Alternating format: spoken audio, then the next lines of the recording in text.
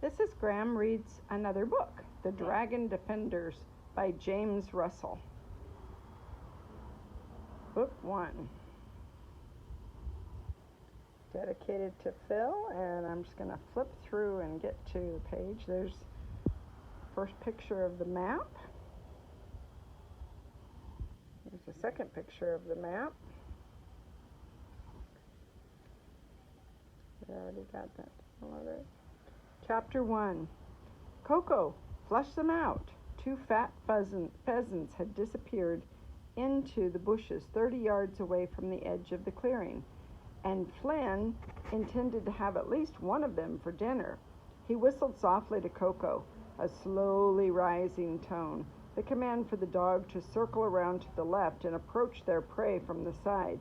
She responded immediately, padding softly away from the brothers. Flynn raised his slingshot and drew it back to his cheek, taking careful aim. "Are you sure you don't need me to take the shot?" Patty whispered in his ear. "You might miss." Flynn didn't reply, but he couldn't help but smile. His little brother could always be relied upon for a cheeky comment at the crucial moment. As the boys watched, Coco poked her snout into the scrub.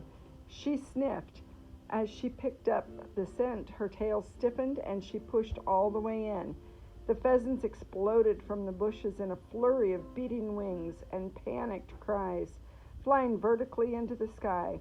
But Flynn was ready for them. With practiced ease, he let fly, aiming a few feet in front of the leading pheasant to allow for the time it took his stone to travel across the clearing. It caught the bird squarely in the chest, killing it instantly. In less than a second, he had reloaded and was lining up the second bird, now almost at the height of the treetops and flying away rapidly. Just as he was about to fire, he heard a twang and saw Patty's arrow streak up and strike the bird. It fell back to earth and was lost from view behind a low stand of trees. Flynn turned to Patty with a quizzical expression. "It was getting away," said Patty, a grin plastered across his face. "No, it wasn't," replied Flynn.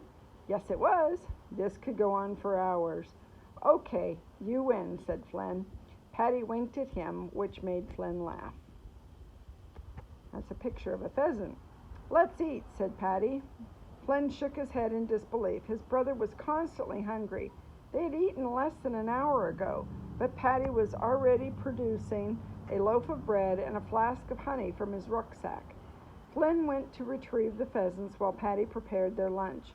As he walked up through the clearing, he rose above the level of the forest, further down the mountainside. A magnificent view was revealed. The treetops spread out before him in a living avalanche of green, clear to the coast. It was met by the blue of the ocean, a turquoise ring around the island that gave way to the endless expanse of deeper blue outside the reef.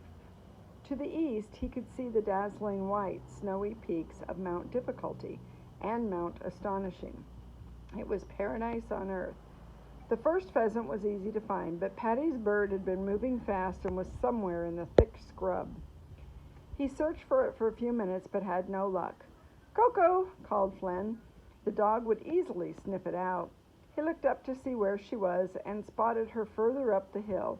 She was, as usual, trotting along, nose to the ground, following 1,000 fascinating scent trails to see what was at the end of them. Flynn often wondered what it must be like to have such an acute sense of smell. It must be like seeing with your nose, he thought. Reluctantly, she tore herself away, turned in his direction, and began heading back down the hill. At the same instant, a shadow passed over Flynn, ghosting across the ground. He looked up, and what he saw made his hair stand on end. A massive, blood-red dragon sliced silently through the air.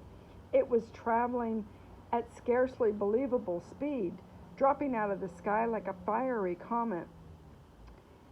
It took a second for Flynn to judge its direction before suddenly realizing it was headed straight for Coco. The dragon was already extending its huge talons to strike the dog. It would kill Coco instantly. "Coco, he screamed, following it up with two short, sharp whistles, the order for the dog to return to him quickly. He saw her respond immediately. She could tell from the urgency in his voice that he was needed right away. She bolted, racing through the scrub as fast as she could go. She had no idea what was bearing down upon her. Flynn saw the dragon adjust its course. The dog was moving fast, and the dragon had to dive more steeply.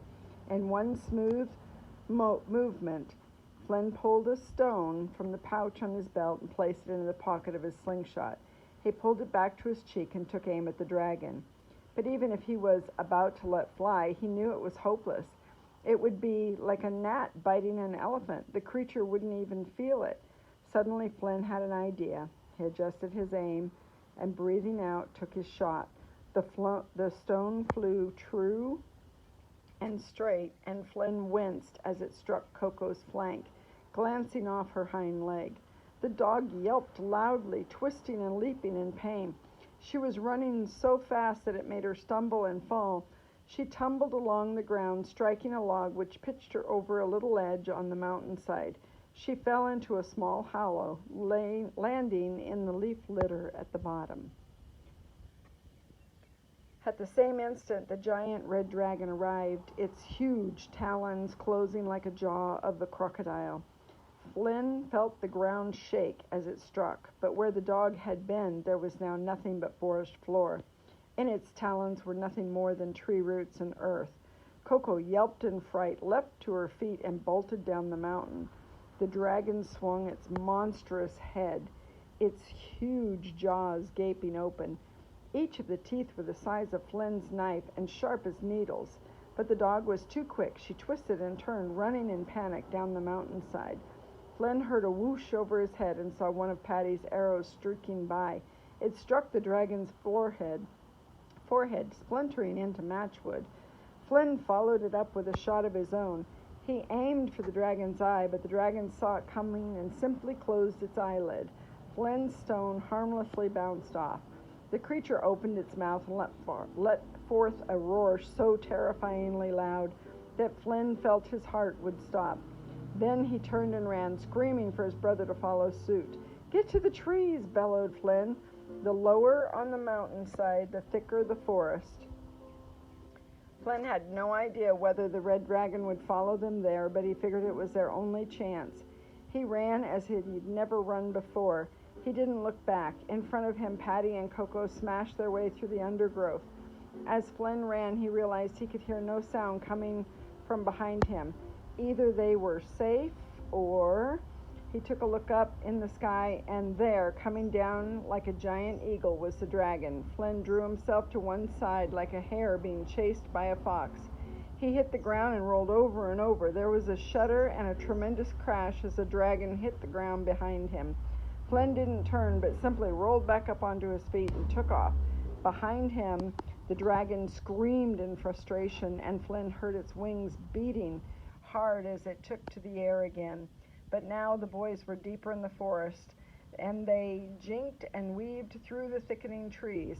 A quick glance behind told Flynn that they were safe. Although the dragon was still up there, hovering above the canopy, even his great strength was no match for the huge tree trunks in this ancient forest. The boys stayed quiet, keeping low and staying under the cover of the thick clumps of fern growing among the trees. Finally, thankfully, Flynn could neither see nor hear the dragon any more. It had given up the chase.